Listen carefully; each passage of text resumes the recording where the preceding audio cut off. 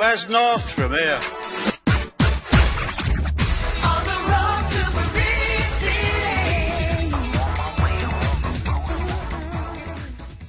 Alright trainers, Andrew here. We're due the first lot of Sun and Moon information any day now when the April Coral leaks hit the internet. So with so much speculation floating around about various things to do with Gen 7, it'll be great to finally get some clarification. But one thing I'm super curious about is where will Sun and Moon fit into the Pokémon timeline? The way I see it, there are 3 possible places for it to go, so that's exactly what we're going to look at. And just a warning, there will be some spoilers to the stories for X and Y and Auras in this video. Okay, so the confirmed Pokémon timeline looks something like this. We have the Gen 1 games and their remakes happening at the same time as the Gen 3 games and remakes. 3 years later, we have Gen 2 and their remakes taking place alongside Diamond, Pearl and Platinum. An unspecified number of years later comes Black and White, and 2 years after that, Black 2 and White 2 happen at the same time as X and Y. Now that seems pretty straightforward, but it is heavily implied and accepted by fans that there's actually more than one Pokémon universe, each with their own timeline. The first is the classic timeline, which simply consists of red and green, blue and yellow, and then 3 years later, gold, silver and crystal. But this timeline isn't important for this video, so we're going to ignore it for now. The next universe/timeline is the non-Mega Evolution timeline, or the advanced timeline, and it's Fire Red and Leaf Green happening alongside Ruby, Sapphire and Emerald, then Heart Gold and Soul Silver with Diamond, Pearl and Platinum, then comes Black and White, and finally 2 years later, Black 2 and White 2. And the final one is the Mega Evolution timeline, or the Mega timeline, which has Auras and X and Y in it.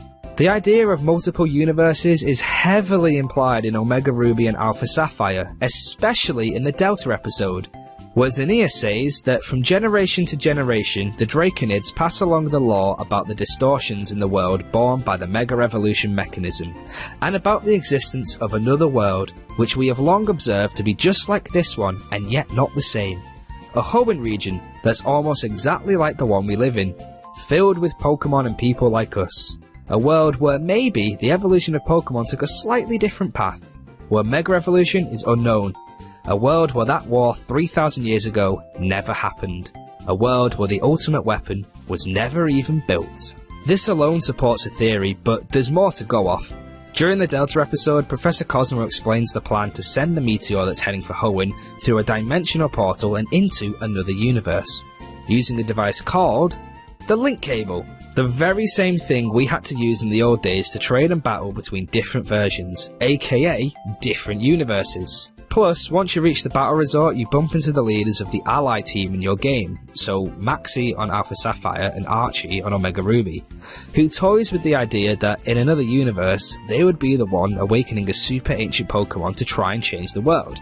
This is obviously just a joke about the different versions of the games, but still. So putting the evidence to support multiple universes and the Mega timeline aside, we know that X and Y and Auras take place in the same universe which has Mega Evolution. I mean, the entire plot of X and Y is Lysander using the ultimate weapon that was used in the war 3,000 years ago. But where exactly did the two games fit in relation to each other? Well, assuming that Gen 5 takes place at least 1 year after Gen 4, then X and Y must take place at least 6 years after Auras, right?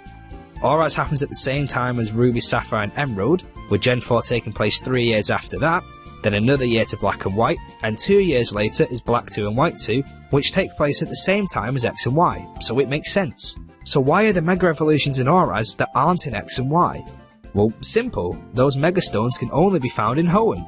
Okay, so the time gaps and universes are set, let's play Sun and Moon. I think everyone can agree that Game Freak aren't going to stop using Mega Evolution. Whether you love it or hate it, it's now a main mechanic of the Pokemon franchise, and it's extremely unlikely that it'll just be a Gen 6 exclusive. So it's safe to say we'll get new Megas in Gen 7. Nothing is set in stone yet, but assuming we do, then that places Sun and Moon in the Mega timeline. There's a ton of speculation and rumours that Sun and Moon will be sequels to X and Y, and very similar to how Gold and Silver were sequels to Red and Blue.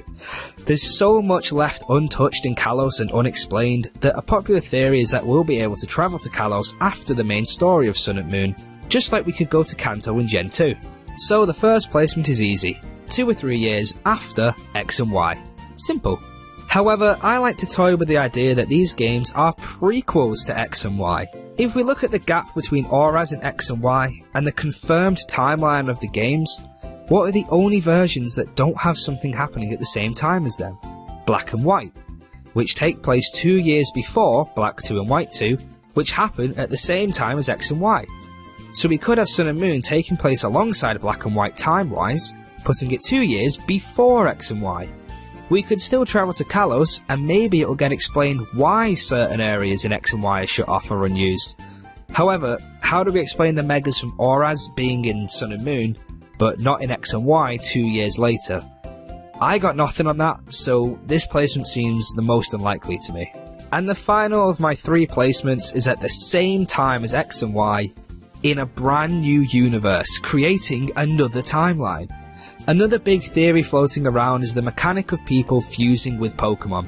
The reason for this is that the gems seen in the Japanese logos of Sun and Moon bear resemblance to the burst hearts that are used in the Pokémon Rebirth manga, and Ash-Greninja is seen to be the teaser for this mechanic. If it's true and we do get the burst mechanic in Gen 7, just like Mega Evolution, it'll set it aside in its own universe and timeline. Mega Evolution and return to the Kalos region are still plausible, however. It'll just be a different Kalos to what we know. Unless that the burst mechanic is a technology only discovered after the story of X and Y, placing Sun and Moon in the Mega timeline. There's a lot to take in there, but I personally think the most likely placement is going to be 2 or 3 years after X and Y, with returning to Kalos being part of the post-game content, or even part of the main story.